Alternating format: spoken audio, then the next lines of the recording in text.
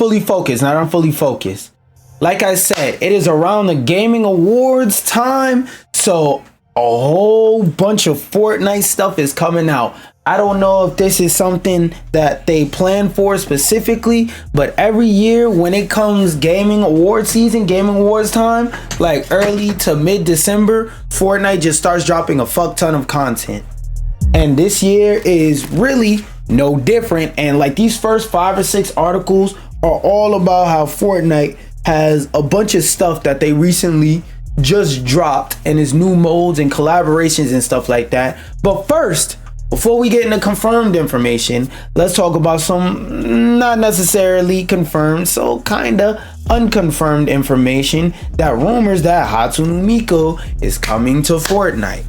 I don't really have any deeper intricate thoughts to talk about. I really just wanted to start the video off with this so I could put that in the thumbnail, because I just think Hatsune Miku's design is really eye-catching when people are scrolling, so sounds like it would be a good thumbnail.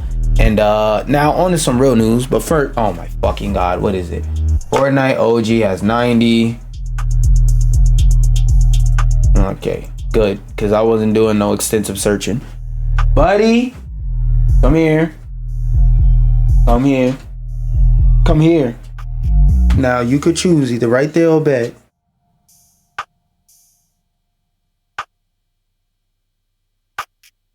Okay, so you want to look for it. So right there. Yes, sir. Down. Down. Good boy. Alright, so apparently, y'all people, whoever's playing out there playing Fortnite OG, apparently you're not good. You're just playing against the same people who listen to Kendrick Lamar's music, according to Drake. You're playing with 90% bots per game.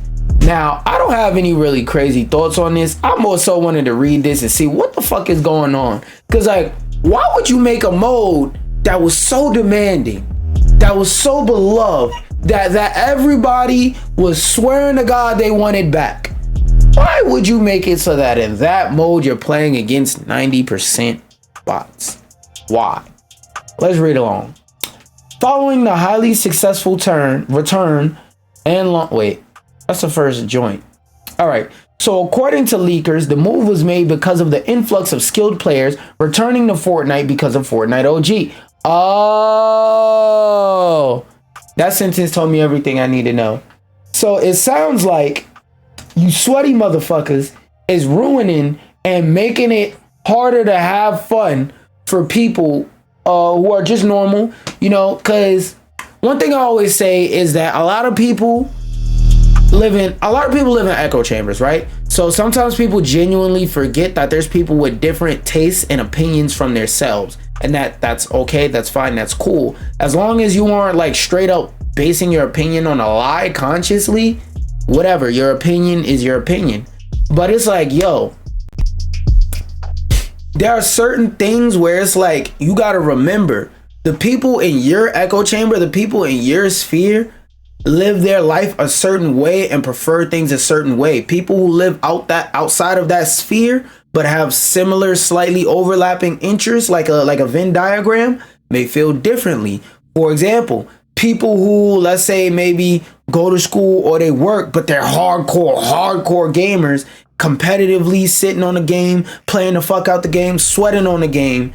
Those people, the way that they understand and just play and understand games is differently from other people. So for example, if it's you living by yourself, or let's say it's just you and your shorty living in a house or whatever, or you're in a college kid in a dorm or whatever, for example, and that's all you're doing. It's basically just you, maybe your significant other, and maybe going to work or school or whatever. So you have a lot of free time on your hands after dealing with like your regular day-to-day stuff, and you're not tired because maybe you're on the younger side, or like I said, you just got a lot of free time, so you're not using up a lot of energy on like responsibility related stuff, so you're not tired, so you have the mental energy to go and play these games at a high level competitively and whatnot. But it's like, yo, the average person who plays video games, I know this seems crazy because you're used to being around a bunch of people who are fucking amazing at games, but the average person who plays video games sucks at them. The average, what do I always say up on this fucking stream? The average person that you know, and you might even be this person, and it's okay, but just realize that you probably have a $1,000 machine in your pocket that you don't know how to use, you don't know how to work. Most people don't know how to work their phone, don't know how to properly use their phone. I say that to say a lot of people aren't competitively good at a game, so when they want to hop on a game and play the game for fun, like, I'm not saying they should get easy wins, but it's a difference between having a fighting chance and then you hop online to the game and it's just 30 people back to back pounding your fucking skull in. Like, not everybody could play a game, be not good at it, and have fun. Like, I'm a person, I enjoy the aspect, the wonder, all the aspects of playing a game, in terms of, like, if the game's fun, if I like the mechanics, if it's mechanically sound and it works, I'm having fun, I'm enjoying myself. That's just me when it comes to playing the video games. As long as I'm not playing the game and the game is annoying me and making me feel like I want to split my head open, I'm good, I'm fine, I'm enjoying the game. Not everybody's like that. You competitive niggas, y'all make playing video games frustrating sometimes, because there's nothing wrong with being good, with being better at somebody, with wanting to compete, but understand, bro, you're fucking annoying. And this is coming from somebody who's been in both positions. When it comes to playing fighting games with my friends will all be sitting there playing the fighting game. I'll walk in the room, them niggas will switch to Madden or something, because they know once I get in that room and I get that controller in my hand, if they tell me, yo, look, when you play 2-win limit, you beat 2 people in a set, you got to get the fuck off the sticks. Because I legit will sit there, and my friends, they're not better than me at fighting games at all, so I legit will sit there, be on the sticks for like 30, 40, 50 games and beat everybody so badly to the point to where niggas don't want to play. Because as a competitive person, I'm not giving you no fucking chances, bitch. You better earn this win. But like, I also understand from the other side of the wheel, the other side of the desk, it's like, yo, when you just want to have fun in a game, it's kind of annoying to get your ass beat. So like, with competitive people, it's just annoying, bro. It's just annoying, bro. I can understand both sides of the desk. I can understand not wanting to give a nigga a chance and trying to win, but also it's like, bro, winning is not everything. Because like, some people believe that winning is everything. It's like, gang, you win a match of Fortnite, you're not win. That doesn't mean you're automatically winning at life, gang. Winning is not everything. But anyway, following the leaks, oh wait, no, because of Fortnite OG, which likely led to lower skilled players not having fun and not playing it. Like I said, when I'm playing against my friends, they tell me you got a 2-game rule. You play 2 games, you got to get the fuck off the sticks, because everybody else play 3, 4, 5 games on a good run. 3, 4, 5 games is a bad run. That's not fun. It's not fun for everybody to get pounded by the same person over and over. And I sit in corners and I camp. I play like a bitch if I feel like it. The same leaker also said that in high and skill-based matchmaking lobbies, there are only 10 bots and 90 real players. So basically, from what I'm hearing, is they're tailoring the experience. The better you are, the less bots you run into. If you're really, really, really good at the game, you're always winning matches and you're always getting high placements and you're always getting kills, you're playing against actual people who are just as fucking schnasty at the game as you are. But if it's somebody who just wants a casual Fortnite experience, who just maybe, I don't know, misses double pump or something like that, and wants to go back and play old school Fortnite that they remember, even though old school is only like 5 years ago, play old school Fortnite that they remember back in the days before it was so complicated and the hardest thing was just building it and going in a circle and going, you know. So they basically making it a story mode for them niggas, and I can't say that I'm mad, because like, a part of the fact of Fortnite OG's existence is that a lot of people are going off of their memories of how good or bad people were then. Because remember, in 2017, 2018, when Fortnite OG actually was the only version of Fortnite, a lot of people didn't know how to play the game. Like, people who are just good at building were gods at the game. You didn't have to be good at double pumping. You didn't have to be good at sniping. You didn't have to understand Fortnite's I don't know what's the technical term, but you know when you shoot a bullet and it drops, like the bullet dropping thing, curve, you didn't have to understand that for the game. You just had to be decently good at a shooter and be able to click and rotate in a circle at the same time, and pretty much you were a top player at Fortnite. Now we have 5 and 6 years of guides upon guides upon guides of Fortnite. We have people who sat there in the lab for 5 years worth of Fortnite, playing the game day after day, day in, day out, not playing anything else, got hundreds of thousands of hours potentially on this game. When Fortnite first came out, none of those niggas existed. Everybody was new, everybody was on a fair playing field because nobody understood the game because there was nothing like it. Like, yeah, it borrowed concepts like, for example, the battle royale concept or the building concept from like Minecraft, but to anything that put those two concepts together was new. So like a lot of the people who weren't top players, they were just playing against niggas that suck. And honestly, that was kind of fun. We ran into somebody that was like who could pound you into the ground. That was kind of rare, but I'm kind of yapping a little bit. Anyway, on the flip side, Activision, who has implemented a stronger who has implemented a stronger skill-based matchmaking system, and Call of Duty in recent years argue that it has seen an improvement to player retention because of it. Yeah. So for those of you who don't remember that, in short, the short version is a lot of people in the Call of Duty community swear to God that skill-based matchmaking is the devil, because really what it isn't that skill-based matchmaking is the devil. It's really that people who are really good find it harder to smurf, which if you don't know what smurfing is, that's basically when somebody makes a new account and they play against people who are bad to like get their practice up, or like to fish for clips for like their little Call of Duty compilations and shit like that, their little edits, their little is not enough, their little mustard edits and all that shit.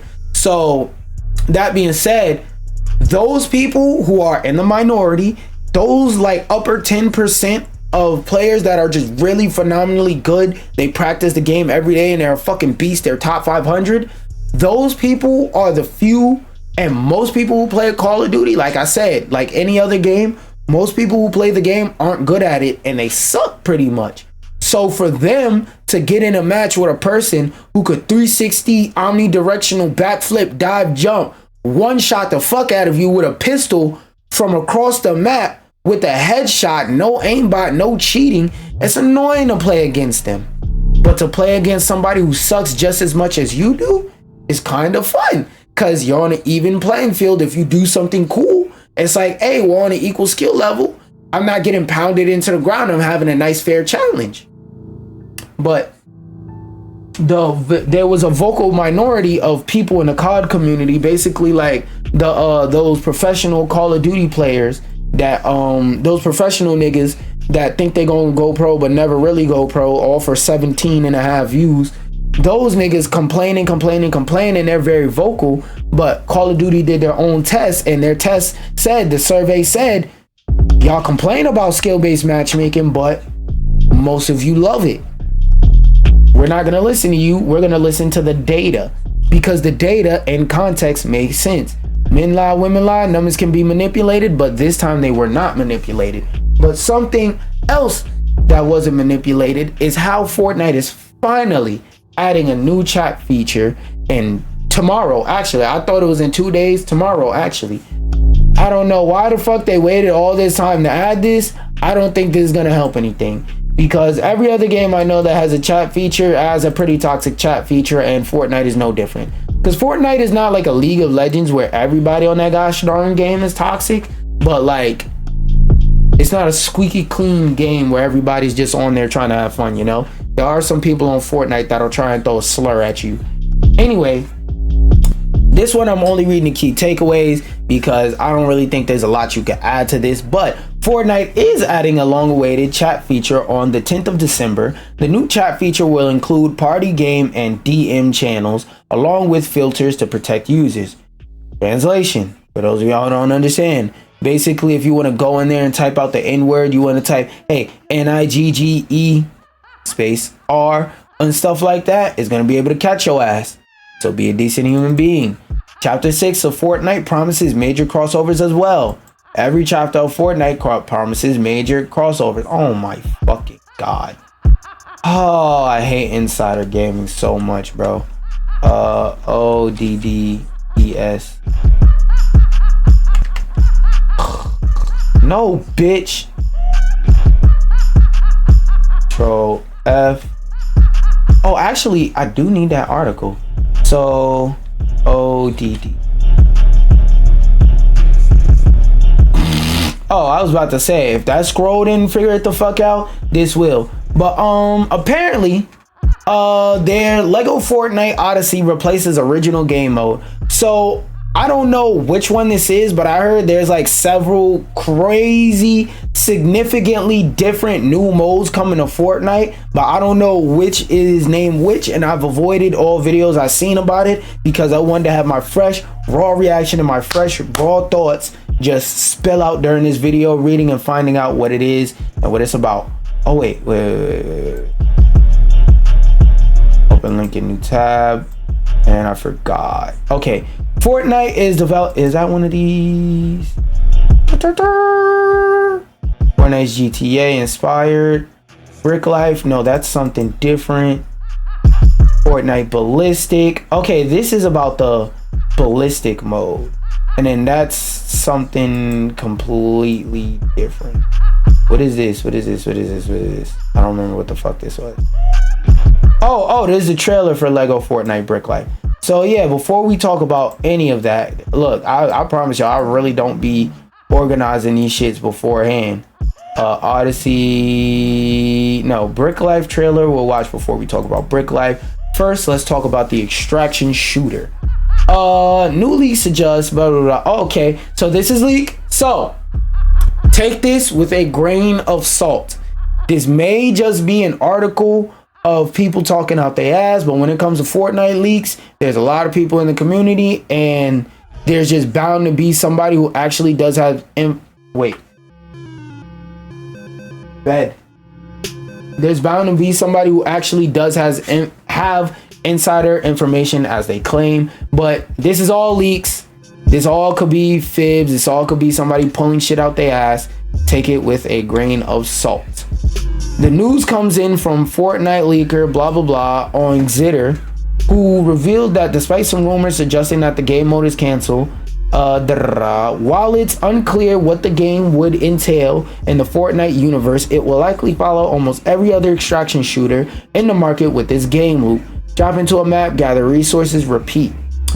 Lolo World was careful to point out that things might change, as in the case with all leaks. According to leakers, the game mode is currently in development under the code name Hey Arnold. Last week, new rumors surfaced that blah blah blah blah. Damn, this was a nothing but okay. Insider gaming. I don't mind short articles, but you gotta actually tell me something in the article, bruh. What the fuck is it? I'm about to stop using insider gaming. What the fuck is this? That article was way too short. Y'all ain't give me near one fucking detail about shit. Oh, there's a trailer? Okay, cool. Let's watch this trailer. Let's see what this new Fortnite game mode is talking about.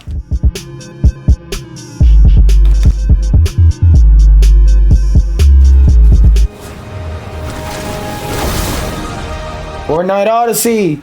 Woo! Wait, no, legit, what is this game mode about? Because Lego Fortnite, where you could build stuff, was kind of cool, but what the fuck does Odyssey do? Like, is there a story mode or some shit? Like, I'm lost. Do you actually drop in and fight against people? Okay, yeah, so this is an actual battle royale mode. Okay, but can you build stuff like Lego build stuff in this mode? Like, and I don't mean like build a perch. Can you build a whole ass crib? Okay, they're looking back and they see all this devastating, dangerous stuff, new skins, new minifigures. Is cool and all, but like, what's actually unique about this mode? Okay, so so Odyssey, it's an adventure mode. They just also have weapons and stuff like that. Damn, so they added a whole RPG mode? The fuck? Cause like legit, this looks like Diablo or something, like a new take on Diablo, basically, like a 3D kind of take on Diablo. Actually, that looks kind of gas. I would give that a chance. Hop in a VC with a couple of the boys and try it out. But Lego Fortnite Storm Chaser update. Your new Lego Fortnite Odyssey will begin at Storm Chaser Village. So That's my biggest question. Is this a story mode, and how much effort are they putting into it? Because for those of y'all who don't know, Fortnite actually legitimately has a story, just nobody plays it because it's the paid version of the game. Most people don't even realize there's a paid version of Fortnite. Anyway, where you meet characters like Carl Ruckus, then you, okay, those are story details. Yeah, new gameplay mechanics. That's what I want to learn about. Lego Fortnite Odyssey Storm Chasers update also introduced. God damn, that's a mouthful. Lego Fortnite Odyssey Storm Chasers update. I bet y'all can't say that 5 times in a row. Hold on. Lego Fortnite Odyssey Storm Chasers update. Lego Fortnite Odyssey Storm Chaser update. Lego Fortnite Odyssey Storm Chaser update. Lego Fortnite Odyssey Storm Chaser update. Lego Fortnite Odyssey Storm Chaser update. Lego Odyssey for. Y'all get the gist. Y'all get the gist. Y'all get the gist. Anyway, introduces a new set of gameplay mechanics. Enemy health has been balanced along with their health and damage points. So was this a thing that already partially existed but was broken or not so well balanced before? Component? What the fuck you mean component based? Like resources? Like you have to get wood to build something out of wood? Because if so, that's what it sounds like. Is a method of organizing elements in a hierarchy and considering how smaller parts can be reused. What? The idea of crafting system. What the fuck does that mean? Control F, E, compelled, no. Completion. Okay, I very much like component crafting systems. These are systems where items are statistically constructed out of their parts. So a sword, for example, would derive its stats from the blade, hilt, and the handle. Usually in these systems, you can extract parts from one item to use in another at the risk of destroying the other parts of the original item. Got it. Look, people. Whenever you don't know something, there's no excuse. Because, like, when it comes to not knowing stuff, one thing I've noticed about, like, how I always say there's a lot of people who genuinely just don't know how to use the $1,000 plus computer that they carry around in their pocket every goddamn day, is that they don't realize that it is so simple to find out about something if you don't know. There's 100 different ways to learn information. You can ask somebody, you could look it up, you could do a AI search now. You don't even, like, the crazy thing about it is we live in an information age, and a lot of people neglect to accept or intake the fact that there's information everywhere. Fucking crazy to me. Anyway, component-based crafting has been introduced, bringing more flexibility when choosing which materials to use. The Legendary Forge is an update station that you can use to take your tools to the next level. Moreover,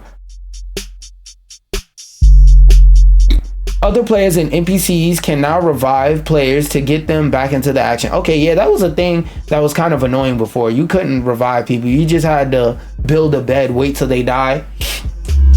You just had to build a bed so that when you die, you could respawn somewhere, and then you still had to go run 1,000 miles to pick up your items. That shit was very fucking annoying. Anyway, there are new vehicle guided builds. I'm curious as to what that means, because I feel like I won't be able to look that up and find that. I feel like I'd have to actually play to understand what that means. Such as low barge and storm. Oh, they're saying there's new vehicles. I don't know why they had a guided build. They could have just said there's new vehicles. But you know what? You have to build it. And that kind of makes sense. But such as low barge and storm chaser. Lastly, Lego Fortnite is fully compatible with split screen. That's actually kind of fucking cool. Don't worry, PS poor niggas. You can also play this game. If you want your computer to sound like it's doing a damn track race, you want your fucking 10-year-old computer to go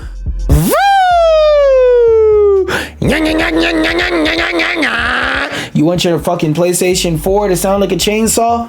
Don't worry. You can play this shit split screen. Check out the blog post for more details. Now, this is when Insider Gamer is good. See how they gave me enough information to understand what the fuck is going on. They linked the trailer. Excuse me. They shut the fuck up when they ran out of shit to say.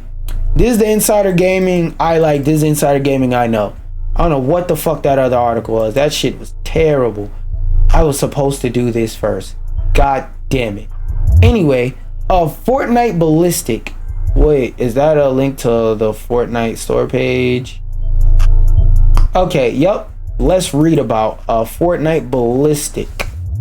A lot is happening in Fortnite right now. I know that. If you're trying to keep up with the news, don't worry. We'll break everything down for you, starting with the upcoming new mode. Fortnite goes first person. Oh yeah, that's another thing. That's another reason why I saved this. Fortnite.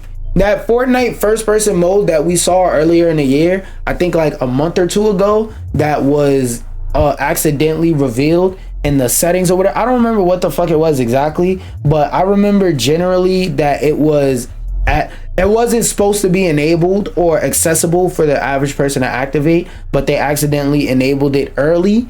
But yeah, so now we're seeing a mode specifically for this whole Fortnite first person thing. It's like, bro, Fortnite, the crazy thing about Fortnite that I always say is like, if you make footage of Fortnite right now, right? Like, let's say this first person mode. If I was to take this footage, download it to my phone, travel back in time like 2-3 years and show myself this footage and tell myself this is Fortnite, I wouldn't believe myself. I really wouldn't, because what the fuck? This game ain't even third person no more. This shit is crazy, because there was already some modes in the what you call it, in Creative 2.0 that were first person, but those modes were more so making workarounds. Now that there's an official first person mode in Fortnite, hey man, that shit might take some of Call of Duty's fans, because I won't say it's gonna kill Call of Duty this year, because Call of Duty that released this year was actually good. It was made by Treyarch, Black Ops 6. But next year it's Sledgehammer's turn. So next year, if they keep putting out great or even mediocre first person modes, more people are gonna play this over the $70 piece of garbage slop that Sledgehammer is probably gonna fart out onto a disc next year. Round up your squad because strategy, tactical teamwork, blah blah blah. All new gameplay. At the start of a ballistic match, you'll be sorted into one of two teams, attackers and defenders. The attacker's goal is to plant the rift point device, so to plant bomb, a reality tearing explosive that can be primed at one of two sites on the map. Fucking Valorant. The defender's goal is to defend. Do what it takes to thwart the attacker's plant to detonate the device. Let me try something. Okay, now this is bad. There are no respawns in this mode, and rounds come to a quick end if one of the following happens. The rift point device detonates, or a team is fully eliminated. After 6 rounds, the attackers become the defenders and vice versa, bringing home the victory after winning 7 total rounds with your team. Each player starts on a level playing field with 800 credits to spend on guns. Rack up, okay. So, I mean, honestly speaking, I need some water, number one. Number two, this shit just sounds like Valorant for niggas that don't want to download Valorant. Because, like, I could be wrong. There could be something I'm missing. But so far, everything I see just sounds like them explaining what a tactical shooter is. I played a tactical shooter. I've played multiple different tactical shooters before. So it's like, yo, this... I've heard this already. Not saying it's gonna be like naturally bad or anything, but it's like I've heard this already. But something you probably haven't heard because the people around you don't give a fuck about you is that you need to grab a cup, grab a bowl, grab whatever you can that can contain a liquid in like a drinkable fashion. Put some liquid and water in it. I know you're used to drinking juices. That's why I can see all them pimples and acne's all on your face. Look like you got shot in the face with a bunch of acupuncture needles and shit. Go get you some water. Grip that device. Cock your head back. And then drink.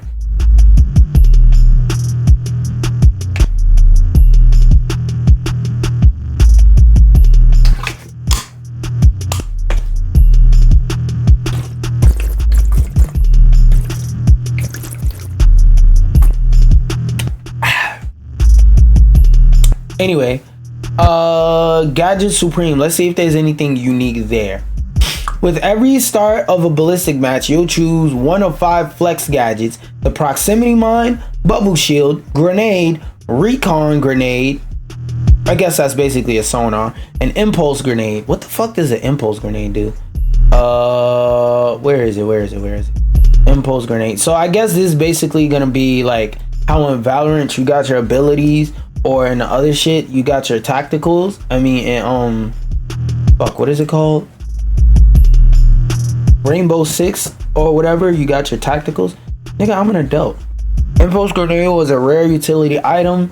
It can be thrown to launch players and vehicles away. Oh, so okay, I know what it does. Choose wisely. Once you lock in your gadget, you'll be the only player on your team who can purchase and use that gadget during the match. If you use your flex gadgets correctly. Ooh, okay, so that's something that's a little bit different.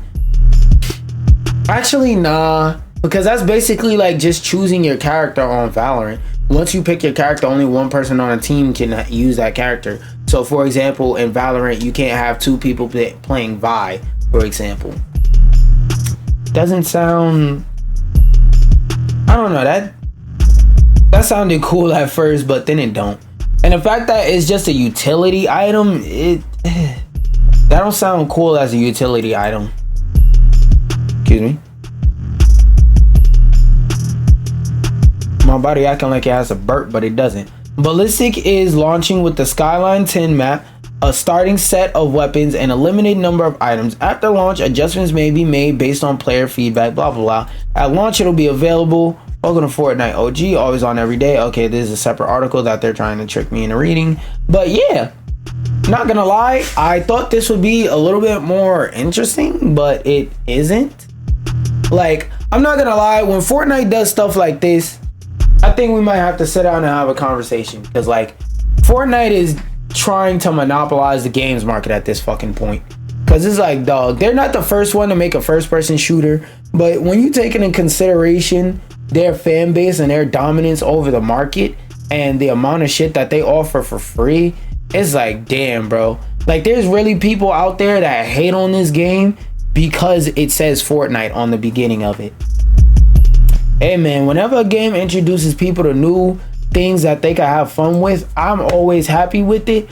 But it's like, yo, bro, this is low-key a monopolistic practice. Like, I wouldn't be surprised if in the next couple years is it the FTC, Federal Trade Commission? Yeah, I wouldn't be surprised if in the next couple years the FTC, wait, hold up, does the FTC have anything to do with monopoly busting? Monopoly busting. Okay, yeah, so I think they do. For those of y'all who aren't familiar with the concept of monopoly busting, long story short, whenever a company gets too much power, the FTC will step in and say, hey, so that you're not overpowered and you're not unfairly killing competition, you have to do X, Y, and Z. So let's say they'll go, oh, you have to sell off a part of this part of your company, or, oh, we make a rule that if you're this kind of company, you can't own this kind of company as well. That's basically what monopoly busting is.